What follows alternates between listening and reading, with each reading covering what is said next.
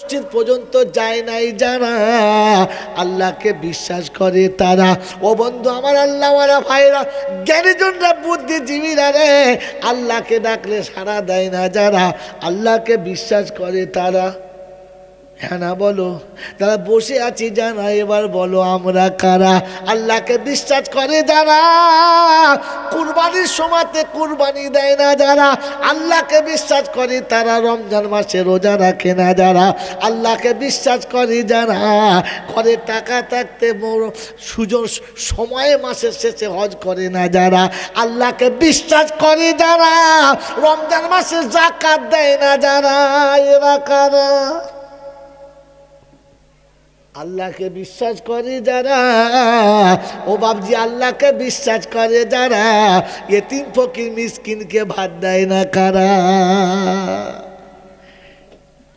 আল্লাহ সোচে আল্লাযীনা আমানু বিআয়াতিনা ওয়া কানু মুসলিমিন।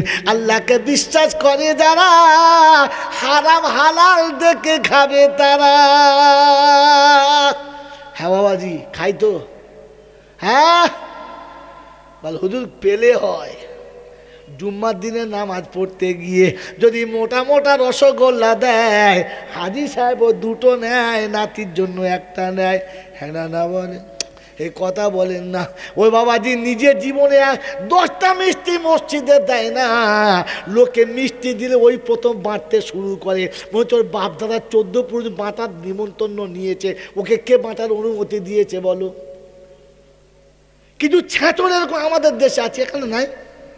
নামাজ পড়তে গিয়ে প্রথম খাজিনদারি করবে, সব মিষ্টি হাতে নিয়ে। তোকে বাড়তে কে বলেছে? এই যে দিস তোকে বলেছে? মসজিদ লোক বলেছে? জানবেন সারা চোরের বাচ্চা, চোর।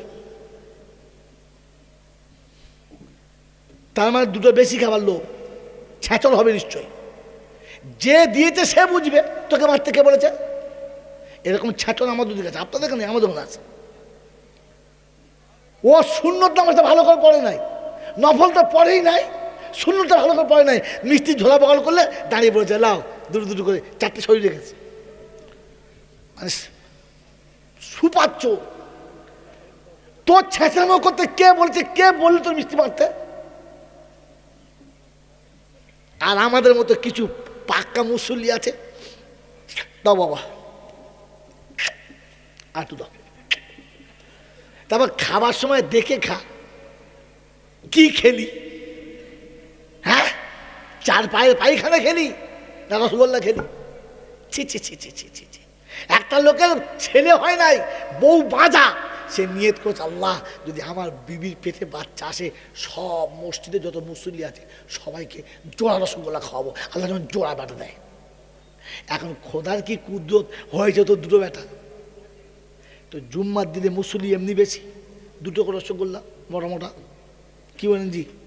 একবার 1000 রসগোল্লা দিয়েছে, গামলায় ভাপ উঠছে, এ সালাম ফিরি দেখে ভাপ উঠছে, তখন নিয়ত খারাপ হয়ে গেছে, আল্লাহু আকবার আলহামদুলিল্লাহ রাব্বিল আলামিন। গামলা যদি উঠে যায়, সুন্নত কোথায় একবার যায়। আচ্ছা, ওই যে মিষ্টি দুটো দিলে, আর এ হাজি সাহেবের বেটা মোল সাহেব খেলে, একবার খেয়াল করলে এই মালটা কিসের মাল? সাদকার মাল। কিসের মাল? জোরে বলো, কিসের মাল? সাদকার মাল। এইটা কে কে খাবে? হাজি সাহেব, প্রথম হাজি সাহেব, তারপরে মোল সাহেব, তারপরে হুজুর। ফেরেশতা বলছে, মা বাগান দিয়ে বাঁশ লিয়ায়, এদের নাম লিখি। আরে জাকাতের মাল, ফেতরার মাল, এতিম খাবে, মিসকিন খাবে। তোর কোন 14 গোষ্ঠী এতিম ছিল তুই খেলি? ছি ছি ছি ছি ছি ছি ছি। জুম্মার নামাজ পড়ে 3টে নেকি হয়েছিল, এ তো 17টা পাপ পাছায় মুছে চলে। খেয়ে যাও পাছায় মুছেছে, মানে এও সাক্ষী ও সাক্ষী, দুজন সাক্ষী আছে, ওপরে সাক্ষী ওদিকেও সাক্ষী। ফেরেশতা বলছে, মারা সুযোগ করছে, নরম জায়গায় মেরে গরম কত। আমার বাবাজিরা আমার শোনাচ্ছেন বন্ধুরা, এই জন্য সতর্ক হন, মুসলমান হন। বলেন আল্লাহর কোরআন মেনে নেবো ইনশাল্লাহ, আর মুসলমান হয়ে মরবি ইনশাল্লাহ, মরবি ইনশাল্লাহ। তো মুসলমান তারা রসুলের কাছে কথা শুনে বুঝে নিয়েছে যারা, এই জন্য আজ থেকে তওবা করে কাঁদবেন ইনশাআল্লাহ। জোরে বলেন, তওবা করে কাঁদবেন ইনশাআল্লাহ। বলেন, কার কাছে তওবা করবেন? হাই সাহেবের কাছে। কার কাছে করবেন? মোল সাহেবের কাছে। কার কাছে করবেন? হুজুর সাহেবের কাছে না। আজ শুনিয়ে দিচ্ছি তওবা করার জায়গাটা। সব থেকে ভালো তওবা আর সব থেকে জীবনের গুনাহ একসঙ্গে মাফ করার তওবা। আল্লাহ নবী বললেন, ইজা মাতা ইবনে আদম ইনকাতা আমালাহু ইল্লা মিন সালাসা। ও আদমের বাচ্চা, পৃথিবী থেকে চলে যাওয়ার আগে 3টে কাজ করে যাও। কটা কাজ? এ আব্বা, কটা কাজ? 1 নম্বর কাজ হলো সাদকায়ে জারিয়া করে যাও। তুমি মরে গেলে ছেলে দেবে, ভুলে যাও। তুমি মরে গেলে জামাই দেবে, ভুলে যাও। তুমি মরে গেলে তোমার জন্য কেউ দান করবে, ভুলে যাও। মরার আগে তুমি সাদকায়ে জারিয়া করে যাও। আর 2 নম্বর হলো ভালো এলেম শিখে যাও, শিখিয়ে যাও। তুমি কোরআন শিখে যাও, লোককে কোরআন শিখিয়ে যাও। তুমি কবরে চলে যাবে, ওরা কোরআন পড়বে, তুমি সওয়াব পাবে। আর 3 নম্বর হলো, আমি নবী বলে যাচ্ছি উম্মতকে, মরার আগে যোগ্য ছেলে রেখে যাবে। ছেলে দোয়া করলে বাপের কাজ হবে। কে দোয়া করলে? জোরে বলেন। ছেলে। কতটা কাজ হবে এটা বলার জন্য আমি দাঁড়িয়ে আছি। আমার আল্লাহওয়ালা ভাইয়েরা, আজ সুযোগ এসেছে আপনাদের কলিঙ্গা গ্রামে মাদ্রাসায় নূর, ছোট্ট বড় মাদ্রাসা, আল্লাহ পাক একদিন কবুল করবে। গোটা বাংলার জন্য এটা একটা নক্ষত্র হবে। আর এখান থেকে ইলমে দ্বীনের চশমা শুরু হবে, নহর জারি হবে। এই আব্বা দাদারা, যে ছেলে কটা এই মাদ্রাসায় পড়ে, 4টে কিংবা 5টা, এই 5টা বাচ্চা এতটুকু তৈরি হয়েছে যে বাপ মরে গেলে গোসল দিতে পারবে।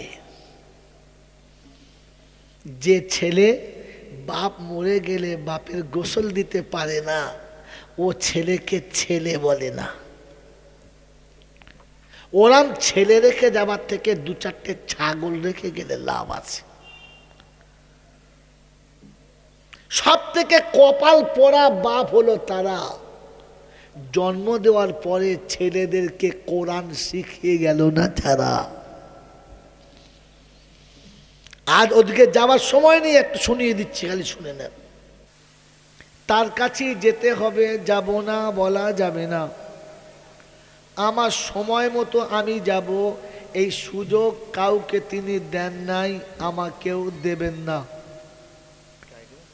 তার কাছে যাওয়ার পরে তার কাছে যাওয়ার পরে লাঠি বল, পাটি বল, দল বল, বিদ্যে বল, বুদ্ধি বল, অর্থ বল, জনবল, মনোবল, বুকের বল, কোমরের বল, দেশের বল, দশের বল, তোমার বল আর আমার বল।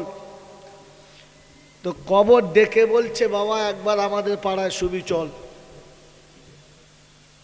অর্থের গরম, ডিগ্রির গরম, রূপের গরম, যৌবনের গরম, বাপের গরম, বেটার গরম, লাঠির গরম, পাটির গরম, নেতার গরম, নীতির গরম, দিল্লিতে দাদার গরম আর কলকাতায় এলে দিদির গরম, বাঁশতলায় গেলে সব নরম।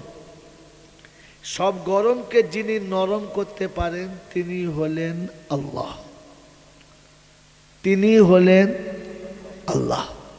ওখানে নরম হলে রেহাই আর গরম হলে পেটাই, ঠেকাবার মতো মাঝখানে কেউ নাই। মোহতরম দোস্ত বুজুর্গ, তার দরবারে কানা খোঁড়া, সাদা কালো, দেশি বিদেশি, আমাদের ওদের, এ দলের ও দলের, হাফেজ সাহেব, মোল সাহেব, পীর সাহেব, ফকির সাহেব, ডাক্তার, মাস্টার, শিক্ষিত, মূর্খ, ধনী গরিব, চাষা ভূষক, কানা কুঁজো, অচল সচল, দুর্বল সবল, মরলে সব একদল, মরলে সব একদল। হানাফি, সাফি, মালিকি, হাম্বালি, কাদরিয়া, চিস্তিয়া, মোজাদ্দেদিয়া, নকশবন্দিয়া, দেওবন্দ, ফুরফুরা, তবলিগ, হেজবুল্লাহ, আজানগাছি, হাক্কানি, কাদিয়ানি, তালতলা, নারকলডাঙ্গা, পাথর চাবড়ি, পিয়ারডাঙ্গা, মরে গেলে সব বেটা কবরডাঙ্গা। আর কোনো ডাঙা নাই। অতএব বেঁচে থাকতে অনেক দল, মরে গেলে বলেন কদল? এক দল। কীরকম দেখবেন, সিলসিলার হুজুরদের জলসা হলে দেওবন্দি মৌলবি নেবে না, আর দেওবন্দি মৌলবিরা যেখানে যাবে সেখানে হুজুররা আসবে না। ভালো জিনিস। হানাফিরা যেখানে মসজিদ করেছে ফারাজি ইমাম নেবে না, আর ফারাজিদের মসজিদে হানাফি ইমাম চলবে না। কিন্তু মেরে মহতম দোস্তর বুজুর্গ, এলাকার কোনো বিশিষ্ট ব্যক্তি যখন মারা যাবে, और জানাজায় যখন শরীক হবে, তখন ও দেওবন্দি দাঁড়াবে, সিলসিলার আলেম দাঁড়াবে, হানাফি দাঁড়াবে, ফারাজি দাঁড়াবে। তখন আর আলাদা করে কেউ জানাজা পড়বে, ভাই কথা বলে, পড়বে না। ফারাজিরা বলে দেবে হানাফিদের নামাজ হয় না, ও নামাজ পড়তেই জানে না। হানাফিরা বলছে ফারাজিদের হয় না, এরা বলছে ওদের হয় না, ওরা বলছে ওদের হয় না। জানাজা একসঙ্গে কি করে হয় আপনি বোঝেন কিনা? বলে বুঝেন, আর আমি আর বেশি বলবো না। জানাজার বেলা সব কটা একসঙ্গে দাঁড়ালো, আর কেউ আলাদা করে দাঁড়ালো না। তাহলে বোঝা গেল বেঁচে থাকতে অনেক দল, মরে গেলে জোরে বলে এক দল। এটা হচ্ছে